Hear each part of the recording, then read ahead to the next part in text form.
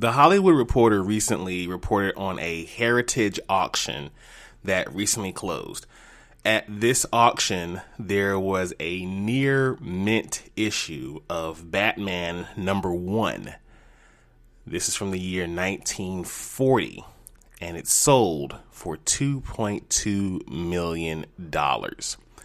Now, that became a record holder for the most expensive Batman comic sold at an auction. It was on the CGC scale at a 9.4, a rare feat for such an old and key issue. The reason why it's so key is because Batman #1 marks the first appearance of both the Joker and Catwoman. According to the trade, this specific issue was previously owned by a collector named Billy T. Gates, who bought the comic back in 1979 for about $3,000. This is dope to me, and I'll tell you why. It proves that comics are still a hot commodity.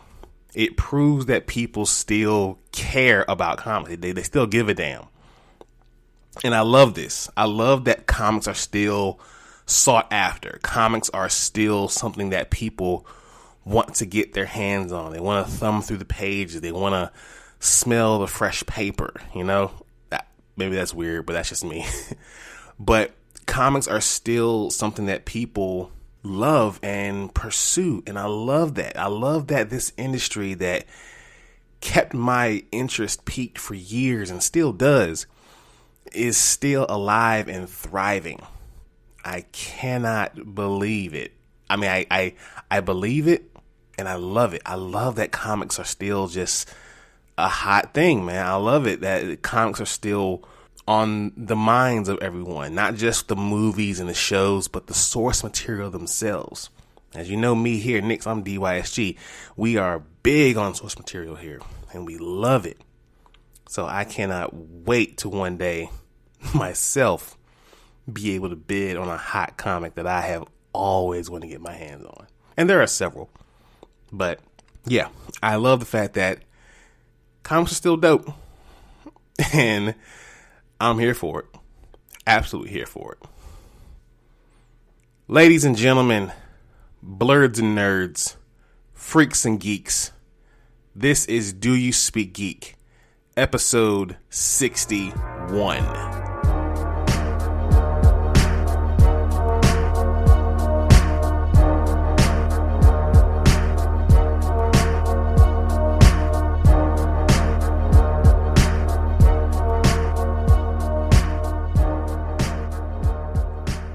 Welcome everyone. This is Do You Speak Geek.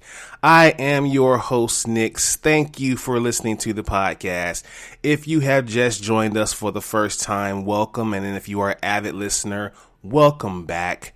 This is Do You Speak Geek, the place where you can get all the latest and greatest geekdom news, a few exclusives, and enjoy my beautiful voice. The Spreaker home team is where you can subscribe to the podcast, like the podcast, leave comments. That is Spreaker.com. Please be sure to go follow them. And also anywhere else you get podcasts, whether it be Apple Podcasts, Google Podcasts. You can go to iHeartRadio, Spotify, Stitcher, Castbox, a little bit of everywhere. I'm even on Audible. So if you listen to your podcast on Audible, just put that Do You Speak Geek in the search and you will find me.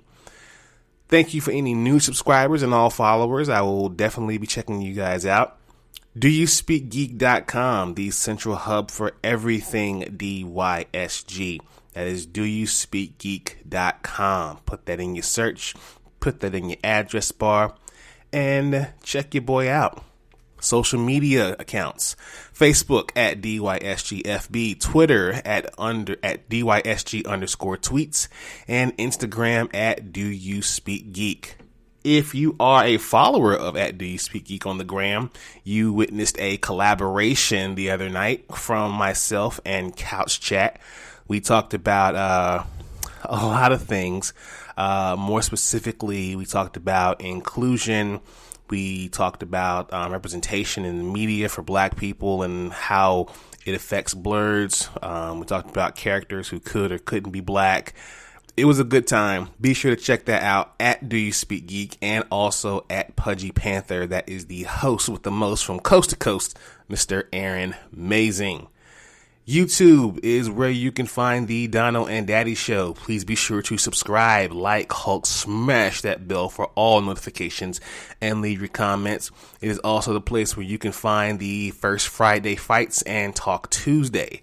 Recently, I did I did a video this past week. Part 2 of This Is Not a Promo, This Is a Shoot. I kind of gave my feelings about the whole Punisher idea. People saying that Punisher should be done away with as a symbol and as a character. And of course, as you know me, I felt otherwise. Big news this week coming out of a Consumer Electronics Show. Let's do what we do about this time, people. Let's speak geek. Suit up. I wanna be the very best. Talk nerdy to me. Are you ready? All right. Like I said here, 2021 CES. It wasn't as it usually is because, of course, of COVID. But we had some pretty big reveals, no less. Let's get into those. Samsung's 2021 lineup. We saw the announcement of smartphones that included the Galaxy S21, S21 Plus, and the S21 Ultra. All the phones across the S21 line feature a more subtle camera module, quad HD plus resolution, and a 120 hertz refresh rate. Samsung also revealed a new version of wireless earbuds dubbed the Galaxy Buds Pro that look to rival Apple's iPods Pro. So we'll see how that goes. We may do a test quality sound for that here at DYSG. Who knows? In addition, Samsung also announced their micro LED TVs that are now available in 88-inch and 99-inch sizes. Whew, that's a big TV. And the new QLED TV featuring a thin 0.9mm frame, an AI-driven quantum processor, and new LED light source technology. Samsung says the new QLED aims to deliver more immersive sound and display and a more refined backlight experience. Now, I saw this TV. The PS5 would look beautiful on it. I'm just putting that out there. Arcade 1UP's Pong, Dragon Lair, and Killer Instinct cabinets are on the way. Those were announced and be adding Pong, Dragon's Lair, X-Men, and Killer Instinct cabinets to its lineup. The Pong machine comes in a form of a 4-player pub table and includes 8 Atari games. The Dragon's Lair machine is a more traditional cabinet and comes with Dragon's Lair 2, Time Warp, and Space Ace. The X-Men machine is a 4-player cabinet that comes with 3 Marvel games, including the X-Men arcade game from 1992. The Killer Instinct cabinet is a 2-player machine that comes with Killer Instinct, Killer Instinct 2, and Battletoads Arcade. Both the X-Men and Killer Instinct cabinets allow for a Wi-Fi connection, so you can take on friends locally and online. I think that's dope. Combining today's technology with arcade cabinets, man, you can't get any better than that. Definitely trying to see somebody online for Killer Instinct. What's up? Let's go.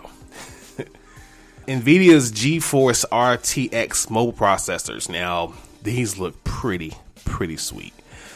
NVIDIA revealed its lineup of mobile processors that will be coming to gaming laptops. These included the Ampere RTX 3080, 3070, and 3060. NVIDIA also showed 3 laptops, each powered by one of the processors. Specifically, the GeForce RTX 3060, a new mid-range graphics card to complement the current RTX lineup. It will be available in late February, starting at $329. Might have to get one of these for the laptop. And if you are looking to get a new laptop as well, Razer has announced a new laptop. The Blade 15 was announced, featuring updated specs, including a 1440p screen option, an NVIDIA RTX 30 series graphics card, and a 10th gen Intel Core H series processor. Razer also showed off 2 concept projects that included a smart N95 face mask with RGB lighting and an all-in-one immersive gaming chair with haptic feedback and a wraparound screen. Man, that is something else as far as that gaming chair. I'm definitely looking forward to that haptic feedback with the wraparound screen. Like, could you just imagine that being totally immersed in that world and someone comes along and taps you on your shoulder? You'd lose your mind, but it would be absolutely killer to play that. Definitely, I'm trying to get my hands on that chair. Hey, Razer, this is Do You Speak Geek? Send us a chair. Asus ROG Flow X13 gaming laptop with external GPU. It's a thin and light gaming laptop that connects to an external graphics card for improved performance. It comes in 2 parts, the first being the laptop, which includes an AMD Ryzen 9 5980HS processor and the NVIDIA 32. It's the GTX 1650 GPU. The other part is a portable external GPU that contains a NVIDIA GeForce RTX 3080 graphics card. Pretty awesome machine. OtterBox is partnering with Xbox, boxes on boxes, for gaming accessories. The line of game accessories include Xbox controller shells, a phone clip for mobile gaming, a heat dissipating case, a controller carrying case, and a smartphone screen protector. Not mad at that. OtterBox always keeps your devices secure, even if it means that you got to carry around a hulking, massive, even heavier smartphone. But I guarantee if you drop it, screen is going to be intact. That's it for the 2021 CES lineup. If you go online, you can check out even more of that at IGN, comicbook.com, and other outlets as well online. Let's hop into my favorite portion of the show, Source Wall. Man, you come right out of a comic book. Behold the source wall. Can you read, my son? Well, that depends. There is nothing wrong with reading a story and looking at the pictures. Enough said, Stan. Let's jump right into it. The pull list this week, not a lot, because I guess we had a lot going on last week, so not as packed this week, but dope comics no less. Future State Teen Titans #1, that was the Source Wall pick for this last Wednesday. When the original new Teen Titans formed a school to mentor and train young heroes, they wanted to help save the world. Years later, Titans Tower is a monument to a graveyard of pupils lost in a terrible battle. Returning to the site of their greatest failure are Nightwing, Starfire, Beast Boy, and Cyborg. They are there to join Raven to plot a course to face off against the evil that destroyed their team and school. Loyalties are questioned and motives are suspect as the former teen heroes must turn to the mysterious Red X, a former student, for help. Yes, that Red X. Don't miss the first comic appearance of this Red X, previously seen only in the hit animated TV series. Check this one out. It is definitely worth a grab. I personally enjoyed this one a lot, just because of the feel of it. I enjoyed it a lot. Homesick Pilots #2. The old James house has lost its ghost. With her new powers, it's up to Amy to bring them back, whether they want to come home or not. Even when they're really big ghosts wrapped in metal with lots of sharp edges and things. Yeah. This book is getting really good. Moving on. Serial #1. Zoe has been 10 years old for 50 years. That's gotta suck. Most of her life has been spent on the run fighting the demon that lived within her, kept her young, and turned her into a serial killer. Now, free of the demon, Zoe discovers her childhood friend is the latest victim in a string of murders. Determined to put an end to the reign of terror, Zoe uses her own deadly skills to stalk the predator and avenge her falling friend. Now, if any of you have read Rachel Rising in 5 years, this is the same Zoe. Please be sure to check that out. Now, in Source Wall news, DC announces a new Robin ongoing series. Shout out to Clutch Boy Wonder. I'm pretty sure he'll be picking this up on the day that it releases in March. Even as the Future State event has been making its impact throughout the DC universe, the publisher has already begun to look ahead to the future in a major way. In March, the company will be officially kick off a Infinite Frontier, a new publishing initiative that will weave in an array of different characters and concepts throughout the DC universe. This past Thursday, DC announced the latest extension that will be a new ongoing series for Damian Wayne, aka Robin. The series will hail from writer Joshua Williamson and artist Gleb Melinovsk. It's about time Robin got his own book back. I always felt it was a little weird because I grew up reading comics, and in the 80s, Robin was the dope book. And I always felt that if Robin didn't have a book, it was always just weird to me. I didn't understand why he didn't have one, but he's got one now, and hopefully it's dope. All right, y'all, let's watch this. Watch this, y'all. Thunder! Thunder! Lannister always pays his debts. Whoa, dude. I am the villain of the story. All right, you couch potatoes and you bingers out there. The Umbrella Academy Season 3 shares cast for the Sparrow Academy. The Netflix original left fans stunned at the end of Season 2 when a new superhero academy was introduced in its final moments.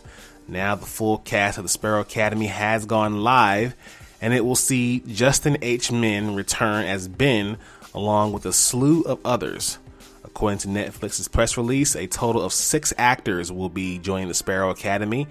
Justin Cornwell, Britton Oldford, Jake Epstein, Genesis Rodriguez, and Cassie David will act as the newcomers to the Umbrella Academy, while Min returns as Ben. Yo, I cannot wait for Season 3. The way it ended, I was like, oh, what the hell is this?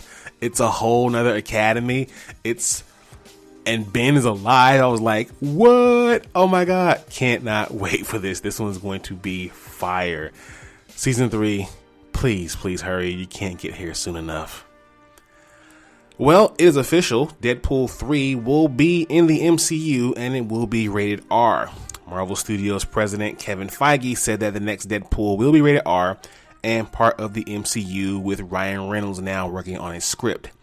He was speaking to Collider during a WandaVision press event. Feige went into a little more detail about the project, saying it will be rated R. Ryan is very, very busy right now as being a successful actor and all. We've got a number of things we've already announced that we will now have to make, but it's exciting for it to have begun. Again, a very different type of character in the MCU, and Ryan is a force of nature, which is just awesome to see him bring the characters to life. I cannot wait to see how the MCU will react to Deadpool. Not how he reacts to them. I'm going to see how they react to Deadpool. I think it'll be interesting. Plus, it's rated R. Yeah, this is going to be fun. Speaking of MCU, now this one kind of slid under the radar. I knew about it and it was rumored, but to have official word now, I'm pretty hyped about this one. Charlie Cox apparently has wrapped filming on Spider-Man 3. Now, rumors had swirled around that Spider-Man 3 casting Daredevil actor Charlie Cox to reprise his role from the Netflix series. We have learned that the actor was indeed on set and just finished filming his scenes. Cox is expected to appear to be playing Matt Murdock in the film along Tom Holland's Peter Parker, though at this point it is unclear if it will be the same version of Daredevil that many fans know and love from the Defender series on Netflix, or if it's some sort of multiversal reboot. As for any other Defenders making appearances in the MCU, Marvel Studios President Kevin Feige states, "Everything is on the board. That's one of the fun things about the comics, is that characters would appear and disappear and come and go. All of it is inspiration for the future. There are some great characters and actors from those shows, end quote. This is going to be fire. I think that we definitely need to bring all the Defenders into the MCU. Of course, starting off with Daredevil, we definitely need to bring in Luke Cage, definitely need to bring in Jessica Jones. And whether you people want to or not, we need to bring in the Iron Fist. All the Defenders need to be here. And especially my girl, Misty Knight. Shout out to Simone Missick. Mortal Kombat. Now, following a tease from HBO Max, actor Louis Tan, Warner Bros. Pictures, has released a few images and a teaser trailer from the live-action Mortal Kombat film reboot.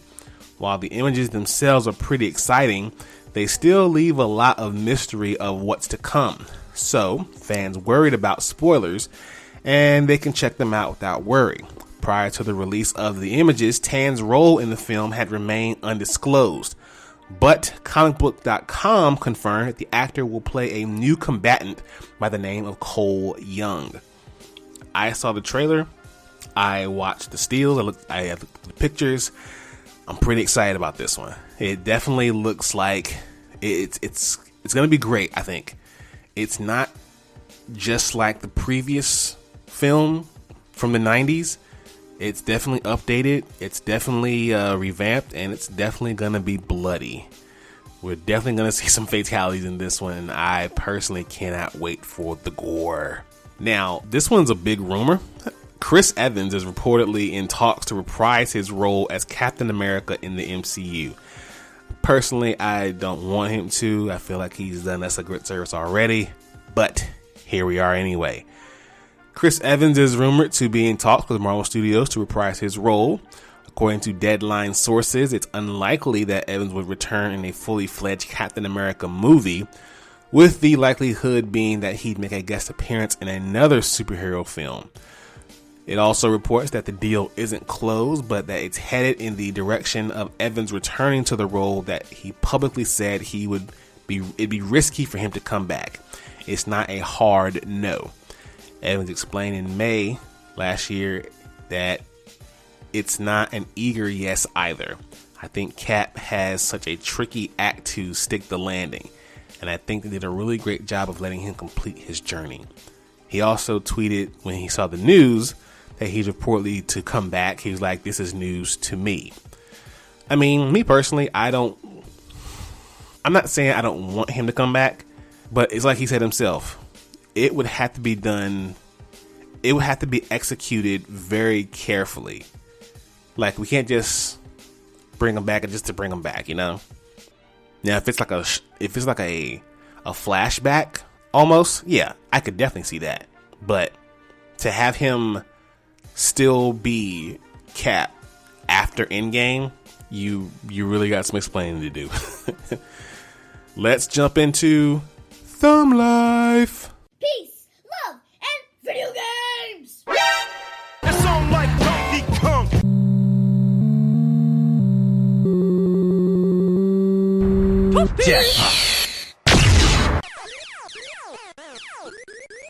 Batman is playing Galaga.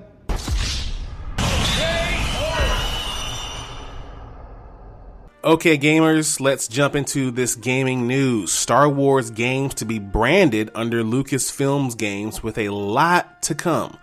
Now, this was announced this past week on StarWars.com. The company revealed that Lucasfilm Games is now the official identity for all gaming titles from Lucasfilms, a name that encompasses the company's rich catalog of video games and its eye toward the future.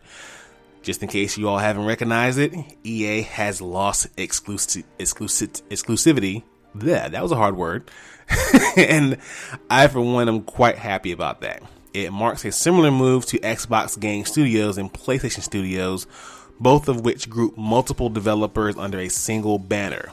All future Star Wars games will see the new Lucasfilm Games banner displayed. Now, Ubisoft, in conjunction with Lucas Games, is working to develop a open world Star Wars title. No other gameplay details have been announced, however, and this is coming from Massive, Ubisoft Massive. It is actively recruiting for the project. The game will utilize the Snowdrop engine used for the studio's Division game and Division 2, and it will be directed by Julian Gergety, will direct the project. No indication has been given as to whether massive Star Wars game would be a single or multiplayer, what part of the Star Wars timeline it would be, or when it might be released. So we really just know something's coming. Ubisoft CEO Yves Guillemot did give a small tease to Wired.com, saying the game will be an original Star Wars adventure that is different from anything that has been done before. Lucasfilm also told Wired that all Star Wars games would be continuing as treated as canon alongside the films, TV books, TV, and comic releases. So pretty much you can just assume anything released in the games is canon to everything else. Now, Machine Games, famous for Wolfenstein, and Bethesda are going to be partnering with Lucasfilm Games to work on a standalone Indiana Jones game. Bethesda tweeted saying a new Indiana Jones game with an original story is in development from our studio, and Machine Games will be executive produced by Tom Howard in collaboration with Lucasfilms. It'll be some time before we have more to reveal, but we're very excited to share the news today. Just so we also know, the director of the game, Todd Howard, said that this will not distract him or keep him away from giving us a new Elder Scroll. Just so fans know. I know y'all out there waiting for a new Elder Scroll. Me too. Now, this one was a little bit of a letdown for me personally, because I was really looking forward to this game. I'm not a very big Harry Potter fan, but this game looked fire. But in a statement on Twitter, a spokesperson from Hogwarts Legacy explained, "We would like to thank fans from around the world for the tremendous reaction to the announcement of Hogwarts Legacy. However, the game is going to be pushed back to 2022. Portkey Games, please get it together." But I'm not mad though. No. I'll take that back. I'm not mad at all because I want it done right. I don't want a Cyberpunk 2077 situation with this game. Take all the time you need. Yeah. Let's have that attitude about it. And finally, we have a new Pokemon Snap release date with new trailer. The Pokemon Company has announced new Pokemon Snap released. Earlier this past week, the Pokemon Company released a new trailer for the new Pokemon Snap, the long-awaited sequel to the Nintendo 64 picture-taking game. The new trailer showed off the brand new Lentil region and revealed that the game will be released on April 30th. Not only do some Pokemon react to the treats like Fluff Fruit, but we also see some Pokemons fighting and playing with each other in the wild, just like in the original game. Mega-sized map. It's going to be an amazing experience. Now, like the original game, players will explore an area filled with wild Pokemon while taking photos of them from the safety of their moving pod named Neo 1. Over the course of the game, players will build a photo dex of Pokemon with photos scored based on the Pokemon's poses, how large they appear, how directly they're facing you, and the placement within the frame. As players take more photos, they might discover some Pokemon behaving differently than they did before. Interestingly, new Pokemon Snap lets you label your pictures so you can collect multiple photos of the same Pokemon doing different actions. Pokemon Snap is just one of several big releases being planned to celebrate Pokemon's 25th anniversary. This one's going to be fire, and I know that there are going to be some Pokemon fans get their hands on it. The way they're going to react to the game, the way they're going to respond as far as the pictures you take and everything like that, I think they're really stepping it up with this new one. Well, people, that is the pod. I'm going to get out of here. Thank you all for listening. Please follow the content, subscribe to the content, listen to the content, subscribe. Let me know what you think about that content. Please be sure to visit the website, doyouspeakgeek.com. Follow us on the social medias, Facebook, Twitter, and Instagram. Check out the YouTube channel. Be sure to like and subscribe there as well. As always, people, live to play to win to live. I speak geek. Do you speak geek?